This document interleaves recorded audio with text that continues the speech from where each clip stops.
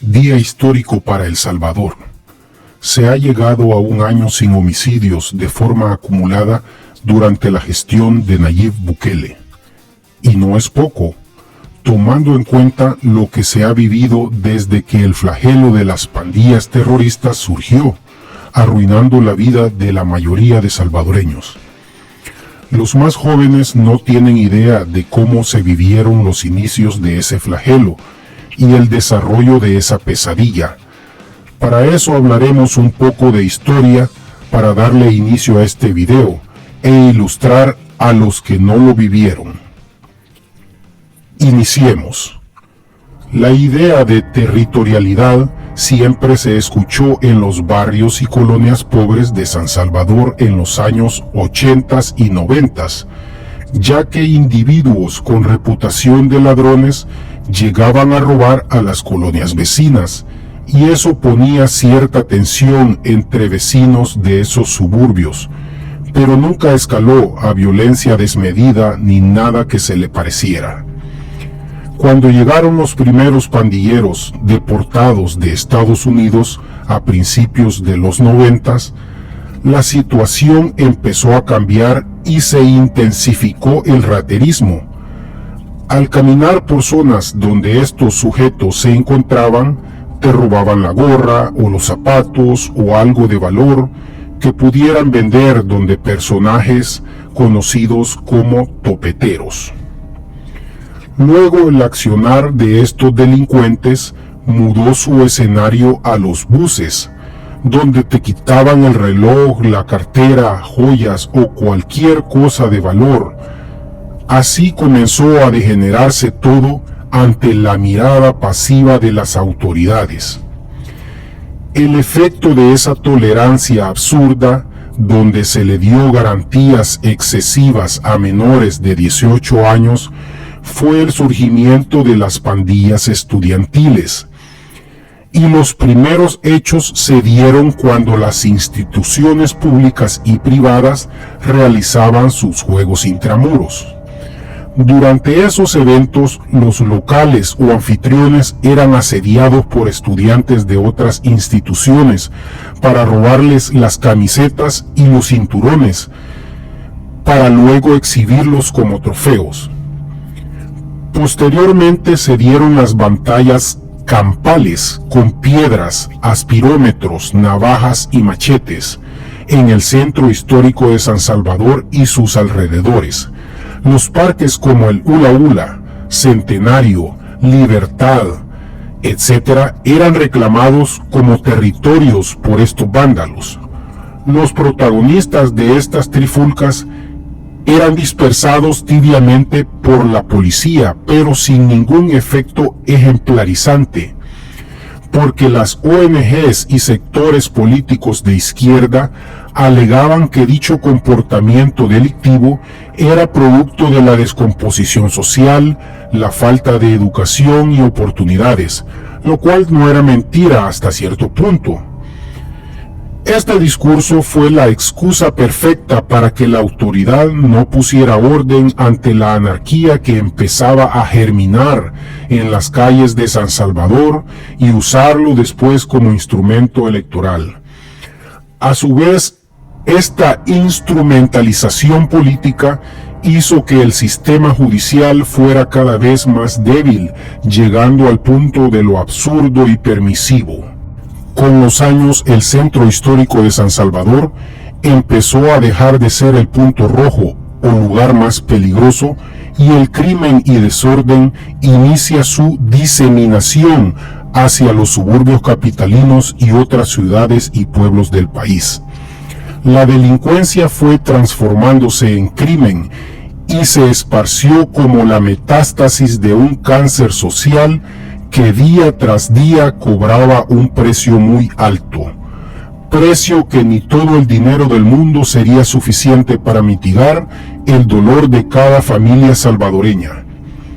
Padres de familia tuvieron que reconocer en la morgue o las calles los cuerpos de los jóvenes que en la mayoría de los casos solo se cruzaron en el camino de sus verdugos, fueron a un vecindario diferente o se durmieron en el autobús. El Salvador se desangraba mientras lo único que hacían los políticos de turno era un show mediático. En lugar de buscar una solución rápida a finales de los 90s, cuando ese flagelo no había alcanzado las dimensiones a las que llegó, los políticos vieron la manera de lucrarse. Fue entonces que personajes de la política y grupos afines o de influencia comenzaron a fundar agencias de seguridad privada para defender del crimen a los que pudieran pagar, que compraran su seguridad, mientras los estratos más pobres de la sociedad ponían los muertos.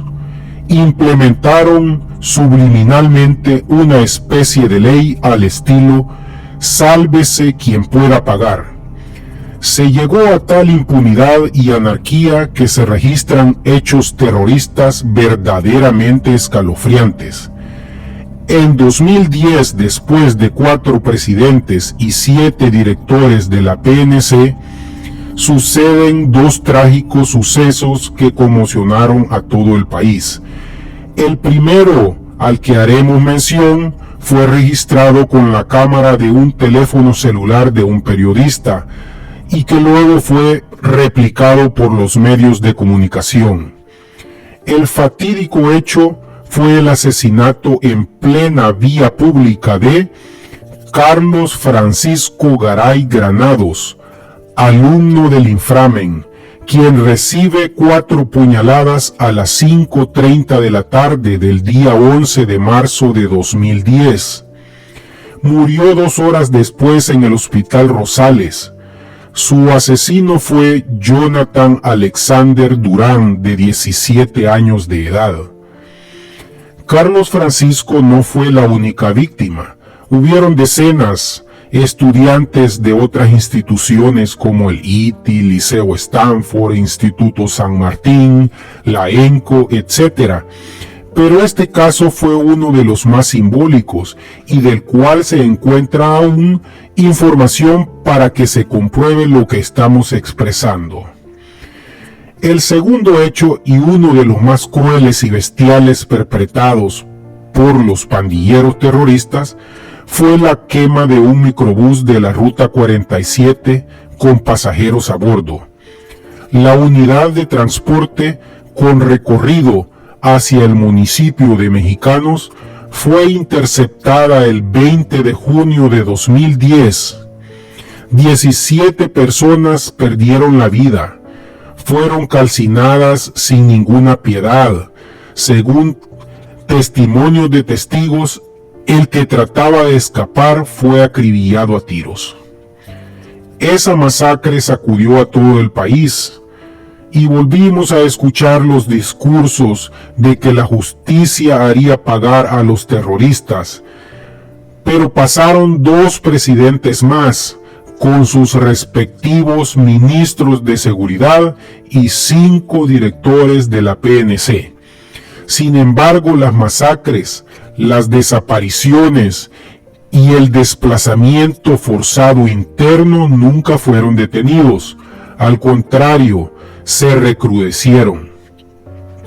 No hay duda que llegar a este punto fue algo tristemente trascendental para el ciudadano común. La población exigía seguridad, pero los gobernantes de esa época encontraron solo una solución, y fue realizar negociaciones con las pandillas terroristas. Estas negociaciones políticas, pero ilegales, fueron encabezadas por funcionarios de gobierno y acompañadas por la Iglesia Católica, la OEA, partidos políticos y otros sectores, beneficiando a los grupos terroristas, pero sin ningún beneficio para la población que siguió siendo víctima de asesinatos, extorsiones y desapariciones. Para estos actores, el fin justificó los medios. Aplicaron la misma filosofía que usaron para pactar el fin del conflicto armado. Seguramente por eso lo justificaron. Por el delito de negociaciones con pandillas se han señalado a varios personajes. Unos están en juicio, otros en la cárcel. Unos huyeron del país, otros fallecieron con sospechas de haber sido asesinados y otros simplemente están libres, mientras la población sigue sin entender cómo puede suceder eso. Según la Constitución de la República, la obligación del Estado es asegurar a los habitantes de El Salvador el goce de la libertad, la salud, la cultura, el bienestar económico y la justicia social.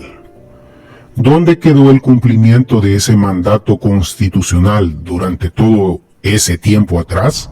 Estamos apoyando a nuestro alcalde que está participando de esto, pero sí nuestros alcaldes no son responsables. Si el día de mañana esta tregua se rompe, tampoco somos responsables de andar recogiendo armas, que en algún momento pues, se dijo que se iban a retirar armas. Lo que sí es que como salvadoreños, como areneros, estamos respaldando a nuestros alcaldes para que se evite el aumento de la violencia. Y vamos a respaldar con otros programas y con los recursos que tenemos disponibles las medidas de prevención que se desarrollen en la iniciativa de la alcaldía. Y yo estoy a aprovechar una reunión que hoy día tengo con ellos para conversar sobre este tema. Ustedes pueden contar con nosotros, desde luego, en el papel que nos corresponda dentro del proceso, en que ustedes son los principales protagonistas y se apoyan intensamente. Analicemos estos derechos uno por uno. La libertad. Ni siquiera podías ir de una colonia a otra si las pandillas eran contrarias a la del domicilio del ciudadano. La salud. La salud, además de física, también lo es mental. Pero, ¿qué hay de esa psicosis social que hemos arrastrado por décadas? ¿Acaso los sectores populares no tienen ese derecho? La cultura. Nos arrebataron nuestra cultura, porque las fiestas patronales se convirtieron en un riesgo tal que hasta los carnavales fueron casi extinguidos. El bienestar económico. Se debía pagar hasta por el ingreso a nuestras propias comunidades. Fuimos extorsionados hasta con la virtud de nuestras hijas e hijos, no digamos con dinero o bienes. Justicia social. ¿Dónde se hizo justicia por los muertos y desaparecidos durante décadas? En los centros judiciales nunca se impartió esa justicia real, porque los terroristas eran capturados y después de un par de días eran puestos en libertad. Como consecuencia de esas capturas, las represalias hacia la comunidad eran fatales. Hoy hemos acumulado 365 días sin homicidios provocados por pandillas, algo que creímos nunca poder alcanzar. Desde 1992, en los años donde se tiene registro de esta pesadilla, solamente se había contabilizado un día libre de homicidios provocados por las pandillas. Solo los que no fueron víctimas o conocieron a alguna no entienden el significado del mismo, no comprenden la importancia de este día. ¿Les parece poco? Quizá en otras latitudes del planeta este hecho no tenga la misma importancia, pero para este pueblo que ha visto correr sangre por sus calles, literalmente, es una fecha histórica y apoteósica. El proceso para llegar a este día no ha sido perfecto. Tiene defectos y muy graves, que tienen y deben repararse. Es una obra humana llena de imperfecciones, y a los que lo atacan les podemos expresar lo siguiente. A las organizaciones extranjeras, empecinadas en imponer un discurso de crítica al método y los actores sin tomar en cuenta la opinión de la inmensa mayoría de la población, nos hace inferir que muy probablemente quieran reparar su eterna ausencia. Ausencia de esos días cuando nuestra gente suplicaba por atención y ayuda y ellos voltearon su mirada a otros lugares. Gracias por su interés, pero ante los resultados datados y comprobados de la reducción del derramamiento de sangre por parte de los terroristas de manera casi total, podríamos pensar que para la población hoy sirven de poco sus falsas preocupaciones. A los connacionales detractores de este proceso que manifiestan que todo está mal, sin ofrecer ninguna solución, podemos expresar de manera casi segura que la población no comparte ese pensamiento de negatividad absoluta que les embarga, y en todo caso, si llegaran a tener razón, siquiera en uno de sus argumentos, pierdan cuidado, que con el tiempo la verdad saldrá a la luz. Tarde o temprano, si hay funcionarios involucrados en hechos fuera de la ley, ellos van a poner su propio lomo y deberán responder ante la justicia por sus errores, injusticias o delitos. Pero la culpabilidad o inocencia deberá ser sentenciada por un juez de conforme a las leyes de nuestro sufrido país. Por el momento solo nos queda decir gracias a Dios porque hemos visto una pequeña luz al final de un extenso túnel. No somos el mejor país, pero tenemos la esperanza de que para allá vamos. Gracias por llegar al final de este video. No olvides suscribirte y regalarnos un like. Saludos de tus amigos de En Dos Patadas.